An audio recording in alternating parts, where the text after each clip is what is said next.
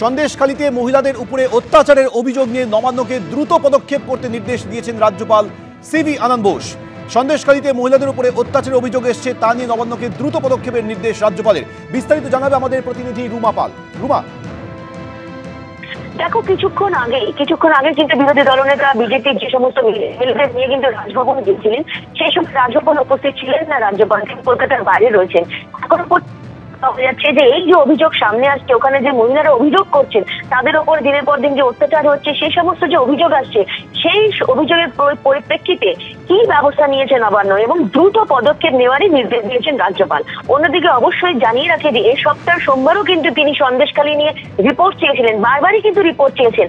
এর আগে কিন্তু আমরা দেখেছি মুখ্য সচিব ও স্বরাষ্ট্র সচিবকে ডেকে পাঠিয়েছিলেন রাজভবনে এবং তারা কিন্তু জানিয়েছিলেন সেই সময় শেখ শাহজাহানের গ্রেপ্তারের ব্যাপারে কিন্তু বারবার জানিয়েছিল যে সরকার পদক্ষেপ নেবে এবং বারবার কিন্তু আমরা এই প্রশ্নই কিন্তু বারবার করেছিলাম রাজ্যপালের কাছে যে শেখ শাহজাহান এখনো পর্যন্ত কিন্তু গ্রেপ্তার হননি। কিন্তু তখনও বলেছিলেন যে প্রশাসনের ওপর আস্থা রাখতে এবং প্রশাসন যেভাবে তাকে বলেছে সেক্ষেত্রে তিনি কনভিন্স হয়েছেন এবং তিনি অপেক্ষা করছেন প্রশাসন কি ব্যবস্থা নেয়। কিন্তু এখন দেখা যাচ্ছে যে গত কয়েকদিনের মধ্যে দেখতে পাচ্ছি সন্দেশখালী থেকে তার পরবর্তীতে যেভাবে এই একটা রোষ, এই যে অসন্তোষের ছায়া চারিদিকে দেখা যাচ্ছে এবং যেভাবে মহিলারা অত্যাচারিত হয়েছে এই ধরনের অভিযোগ আনছে, সেক্ষেত্রে কিন্তু বিরোধী দলনেতা আজকে রাজভবনে গেছে।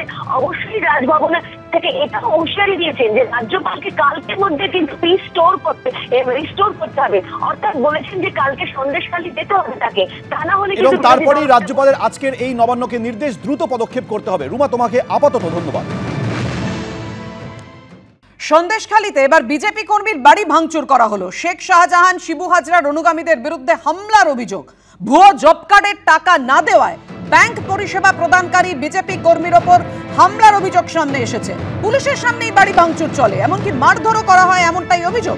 বিজেপি কর্মীর পরিবারের যদিও অভিযোগ অস্বীকার করেছে পুলিশ। শিবু হাজরার পোল্ট্রি ফার্মে ভাঙচুর করা হয়, আগুন লাগানোর ঘটনায় অভিযুক্তকে ধরতে গেলে বাধা দেওয়া হয়, দাবি করছে পুলিশ।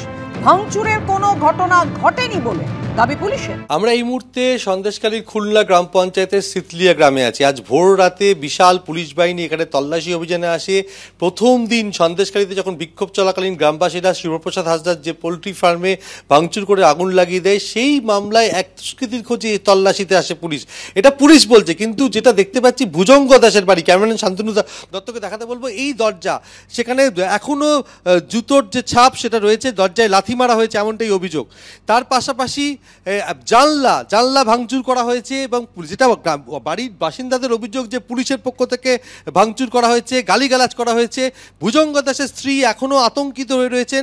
বাড়ি গোটা ঘর লণ্ডভণ্ড এবং একবার ঘরের ভেতরে আসার কথা বলবো শান্তনুকে, যে ভেতরের ছবিটা দেখানোর জন্য, যে ঘর পুরো লণ্ডভণ্ড, বাড়িতে ভাঙচুর চালানো হয়েছে, ঘরের জিনিসপত্র ওলটপালট করা হয়েছে। কি কারণে হামলা, কারা হামলা করলো সেটা কথা বলে নেব ভুজঙ্গ দাসের স্ত্রীর সাথে। কি কারণে হামলা? আমার বর সিএসপি চালায়, ব্যাংক মানে স্টেট ব্যাংক সিএসপি চালায়। ও হচ্ছে আর কি দুষ্কৃতীদের যে টাকার মানে যে জব কার্ডের যেসব টাকা, মানে বেআইনি যেসব টাকা, মানে পাবলিকের যেসব টাকাগুলো ওর থেকে আর কি মানে ওরা আর কি দুর্নীতি করে নিতে চায় আর কি। এবার ওখানে এসে বাদী হয়, বলে না আমি এই কাজটা করতে পারবো না, সেই জন্য আর কি বেশিভাবে ওর প্রতি হামলা করা হয়েছে। তাছাড়াও আমরা বিজেপি করি। কারা এরা? পুলিশ থাকাকালীনই দুষ্কৃতীরা এসব করেছে, পুলিশ সাথে নিয়ে এসেছিল।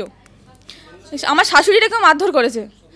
আমার হচ্ছে হিঙ্গলগঞ্জের মেজবাবু ছিল আর সন্দেশখালীর বড়বাবু ছিল। এখানকার নেতা তো শিবপ্রসাদ হাজরা, এরা কি শিবপ্রসাদ হাজরার লোক? অবশ্যই শিবু প্রসাদ বা সত্যজিৎ সান্যাল এরাই পাঠিয়েছে, শফিকুল গাজী এরাই পাঠিয়েছে, বাপি দাস এরাই পাঠিয়েছে। আমার উপরে হামলা একদম বিরোধী দলটা করি, বিজেপিটা করি, ছোটবেলা থেকে বরাবরই বিশ্বাসী ভারতীয় জনতা পার্টি। কিন্তু সমস্যাটা একটা জায়গায় হয়েছে, আমাকে দিয়ে দুর্নীতি করিয়ে নিতে চায় ওরা। ওই জোড়াফুলের লোকজন, ওই সত্যজিৎ সান্যাল, ওই শিবু হাজরার লোকজন, ওই এই জব কার্ডের, এই সাধারণ মানুষের টাকা জব কার্ডের আঙুলের ছাপ দিয়ে নিতে হবে, নিয়ে ওই টাকা তুলে দিতে হবে, মানুষকে সই করিয়ে নেব আমি, দায়বদ্ধতা আমাকে দিতে হবে, আর টাকা ওদেরকে দিতে হবে। 19 সাল থেকে এই প্রেশারটা চলছে। আমি রাজি হইনি, কারণ স্টেট ব্যাংকের যে কাজটা আমার মায়ের সমান, কারণ যে কাজটা আমি গ্রামে থেকে করি, অতি গরিব মানুষ, সাধারণ মানুষ, তাদের টাকা নিয়ে আত্মসাৎ করা একদম আমার মনে হয় যে ধর্মে সবে না। আর আমি যা পাই তাতে তো আমার চলে।